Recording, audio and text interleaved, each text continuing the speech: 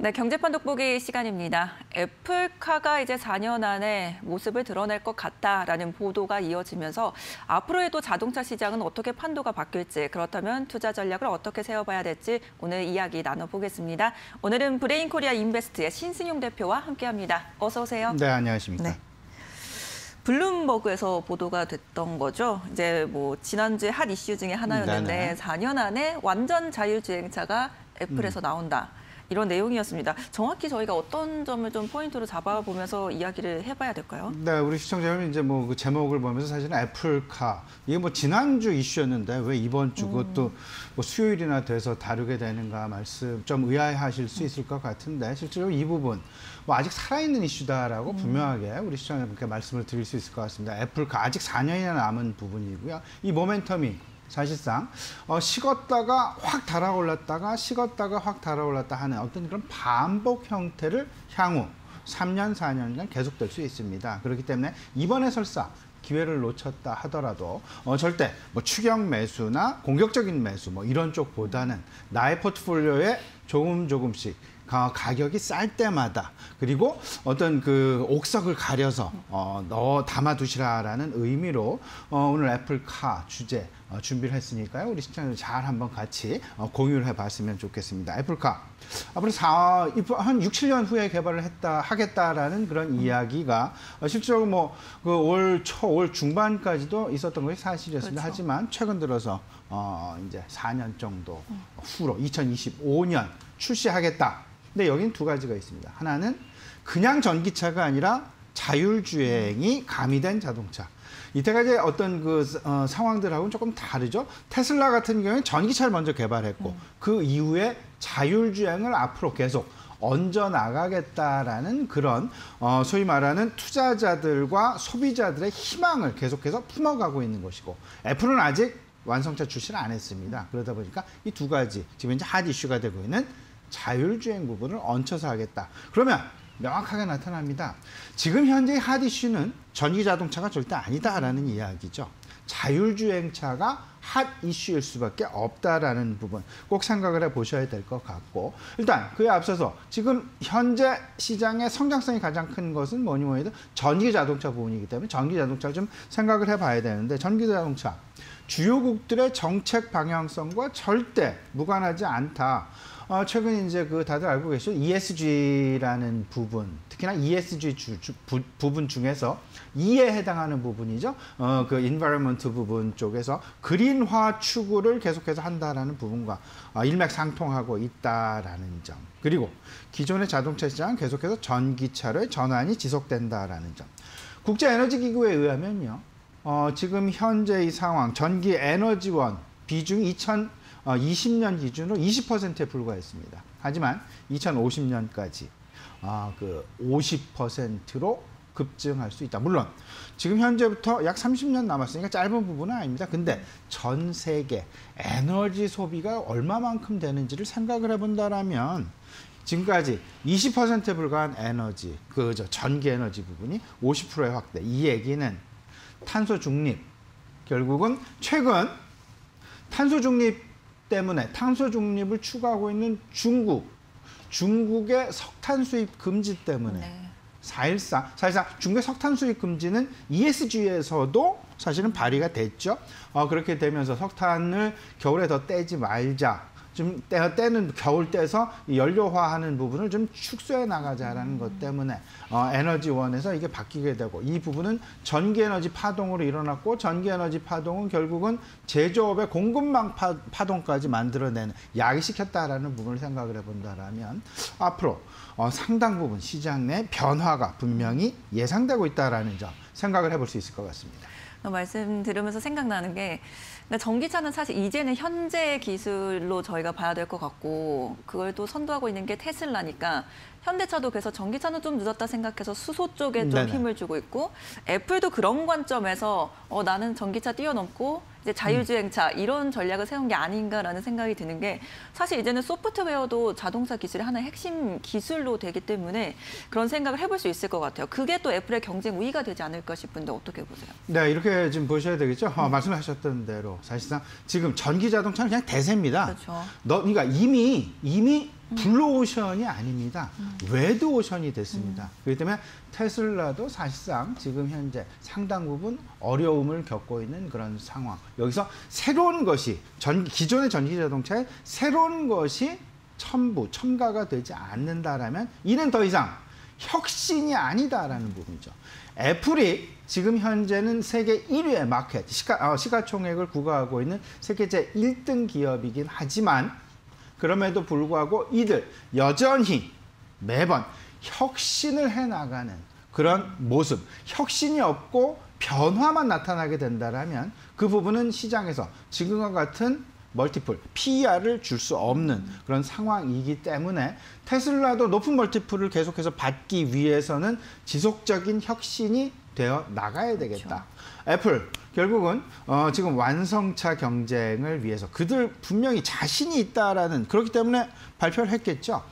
이 부분 여기에는 기존의 충성도가 상당히 높은 고객 그리고 소프트웨어와 하드웨어, 컨텐츠까지 여기에 고객 충성도까지 합쳐지게 되는 이런 기반을 가지고 자율주행 완성 자동차, 그냥 완성차가 아닙니다. 자율주행 전기 자동차를 만들어내려는 노력을 하고 있다. 미래 자동차의 컨셉은 분명히 4차 산업이 합쳐진 결국은 스마트 자동차가 될 것입니다. 현실과 가상이 연결되고 그래서 사물간 융합과 그다음에 초연결, 서로 간의 연결이 되어지는 커넥션의 시대. 이런 부분들이 전기 에너지원과 자율주행과 그리고 인포테인먼트, 인포메이션과 엔터테인먼트의 복합체, 컨텐츠로 아우러지는 이런 부분들의 초연결, 초융합. 이게 결국 스마트 자동차가 될 것이다. 여기에 가장 강점을 가지고 있는 것이 테슬라가 아니라 오히려 애플일 수 있다. 애플은 이미 컨텐츠원을 상당 부분 확보를 하고 있고 소프트웨어 마찬가지, 하드웨어도 마찬가지. 그렇기 때문에 애플의 신규 등장에 대해서 지금 기존 완성차 업계는 물론 테슬라까지도 상당 부분 이게 염려를 하고 있는, 고민을 하고 있는 그런 부분이다라고 생각이 됩니다. 그 애플 말씀처럼 초연결, 그러니까 우리가 사실 스마트폰 처음 나왔을 때와 비슷할 것 같다라는 느낌이 드는 게 과연 스마트카가 나왔을 때는 어떤 변화가 있을 것인가. 초연결이 하려면 뭐 6G나 이런 다양한 통신 기반들도 있어야 될 것 같고요. 어떤 기술들을 좀 더 눈여겨보고. 네, 일단 뭐 전기자동차, 그리고 전기자동차 핵심은 구동장치와 에너지원이죠. 그러니까 배터리와 모터가 되겠습니다. 지금 이렇게 보셔야 됩니다. 이제 앞으로 자동차는 더 이상 기계장치가 아니다라는 것. 전기자동차와 전기에너지. 그러면 구동장치는 내연기관의 엔진에 해당이 될 것이고 배터리는 내연기관의 화석연료, 휘발유나 경유가 될 것입니다. 여기에 자율주행이라는 기술, 인포테인먼트라는 기술. 그러면 소프트웨어와 빅데이터, 초연결, 클라우드 다 이런 것들이 어우러져야 될 것이다라는 점. 그러면 결론은 조금 나오게 됩니다. 이런 부분들이 결국 미래 전기 자율주행차의 핵심이 된다라면 이 부분에 대해서 우리가 관심, 이 분야에서 특징을 가지고 있는, 소위 말하는 이 분야에서 엣지를 가지고 있는 기업들을 개발해내는 것이, 찾아내서 그 기업에 투자하는 것이 당장은 아니더라도 중장기적으로 상당 부분 나의 포트폴리오에 도움이 될 수 있는 그런 어떤 그 구성이 되지, 전략이 되지 않을까 말씀을 좀 드려봅니다. 네. 애플카와 관련을 해서 이제 더 이상 전기차 자체는 개발해 나가는 그런 산업 자체가 아니다. 이제는 한 단계 더 뛰어넘어서 더 높은 밸류에이션을 주기 위해서는 이제 자율주행을 어떻게 선점하느냐, 거기에 대해서는 애플카가 앞서 있다. 이렇게 지금 평가를 해주고 계십니다. 자, 이와 관련해서 어떤 종목들 살펴볼 수 있을지 김나은 캐스터가 준비하고 있습니다. 경제판 돋보기 시간입니다. 애플이 완전 자율주행에 초점을 맞춘 전기차를 2025년에 내놓는다는 계획입니다. 그러면서 관련한 종목들이 줄줄이 오름세를 이어가고 있는데요. 오늘은 그 종목들을 만나보도록 하겠습니다. 먼저 인포뱅크입니다. 기업용 메시징 서비스, 양방향 미디어 서비스, 스마트카 서비스 등의 사업을 영위하고 있습니다. 국내 양방향 미디어 서비스 트래픽의 99% 이상을 수용하고 제한된 조건 안에서 신속하게 처리하는 대용량 트래픽 실시간 처리 전문 빅데이터 기업인데요. 이 대용량 데이터 처리 기술을 바탕으로 스마트카 관제 사업에 대한 차별화된 기술력을 확보했고요. B2C 모바일 솔루션과 스마트카 조합을 모두 아우르는 독보적인 기술을 갖고 있습니다. 지난해 국내 차량용 임베디드 소프트 업체로서는 처음으로 차량용 인포테인먼트 핵심 기술에 해당하는 애플 카플레이, 구글 안드로이드 오토 솔루션 기술 개발에 성공했습니다. 그러면서 애플카 관련주로 분류가 되어 있는데요. 계속해서 상승 흐름 이어갈 수 있을지 확인해 보시기 바랍니다. 다음으로는 라닉스입니다. 차세대 통신과 보안 전문 업체로 보안 기술 분야에서 우위를 점하고 있습니다. 자동차용 하이패스 단말기용 통신칩 시장에서는 독보적인 지위를 구축하고 있고요. 자동차와 IoT 통신, 보안 솔루션 분야 기술 개발에 주력하고 있습니다. 특히 올해 V2X 분야 통신 및 보안 솔루션을 플랫폼을 개발하면서 조명받았는데요. V2X란 차량과 주변 차량 그리고 주변 사물들끼리 데이터를 주고받는 기술을 일컫습니다. 시각 정보 위주의 자율주행 센서 한계를 극복할 수 있는 핵심 기술로 평가받고 있습니다.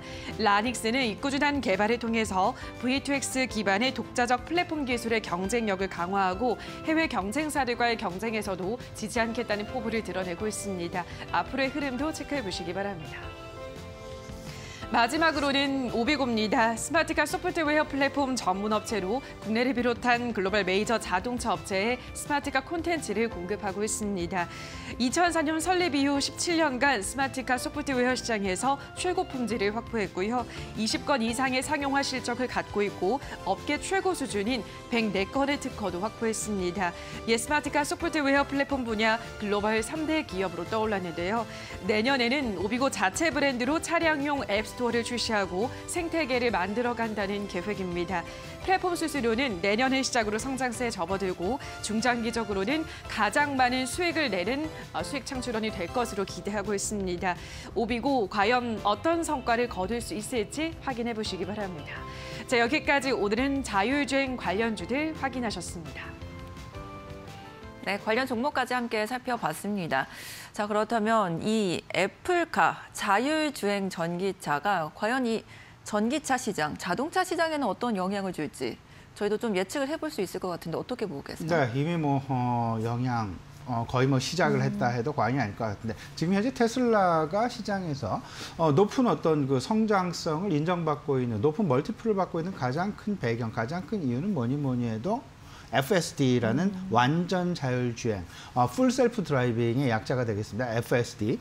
근데 이 부분 역시 표방을 하고 있는 같은 방향성을 가지고 진행을 하는 것이 애플 자동차의 자율주행이 되겠는데, 물론 이제 그 자율주행의 방식에는 여러 가지 나뉘게 되면 라이다 센서 방식이 있고 카메라 인식 방식이 있고 여러 가지 이제 다양한 방법이 이제 그 얘기가 되고 있는데, 그럼에도 불구하고 우리는 이런 어려운 부분 다 알 필요 없이 지금 현재 변화하는 지각 변동이 어떤 방향으로 나타나는지 이 부분만 좀 살펴보자. 이 부분만 알아도 이제 앞으로 우리가 투자 전략을 세우는데 상당 부분 도움이 되겠다, 이런 말씀인데, 지금 현재 전기차, 전기를 에너지원으로 하고 있는 자동차가 과연 블루오션일까? 이제 벌써 레드오션으로 바뀌었다. 왜냐하면 포드사도 그렇고 GM사도 그렇고 모든 회사들이 다 에너지 전기차를 만들고 있기 때문에 테슬라 하나만의 독점 체제가 아니다라는 부분이죠. 그만큼 그러면 여기서 우리가 생각해야 될 부분, 과연 전기차 속에서 차별화는 어떤 것이 있을까? 상당히 제한적이지 않을까라는 생각입니다. 결국은 두 가지, 배터리의 성능이라는 부분 한 가지랑 그 다음에 차량의 가격 정도로 나눌 수 있지 않을까. 그러면 지금 현재 완성차 업계에서 생각하고 있는 차별화 포인트는 분명히 자율주행일 수밖에 없다. 누가 자율주행을 조금 더 완벽하고 조금 더 빠르게 구현해낼 수 있을지.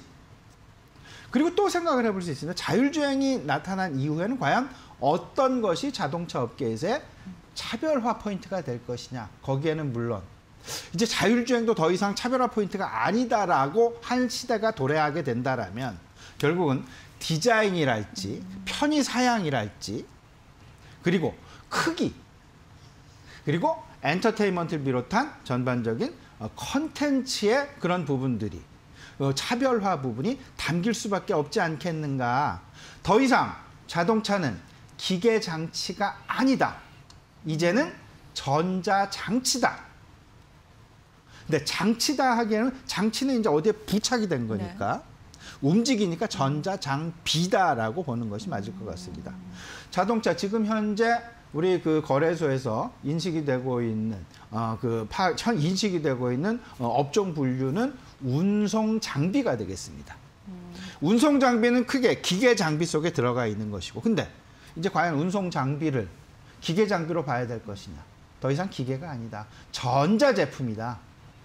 그러면 전자 제품에 과거에는 우리 시청자들 다들 생각나시죠? 과거에는 테레비 하나나 뭐 냉장고 하나를 팔 때도 그 기능이나 제품에 대해서 상당 부분 차별화 포인트를 강조해왔던 네. 게 사실입니다. 근데 최근에 TV 한 대를 사더라도 과연 이 TV가 어떤 기능을 가지고 있는지 사실은 그 차별화 포인트가 애매합니다.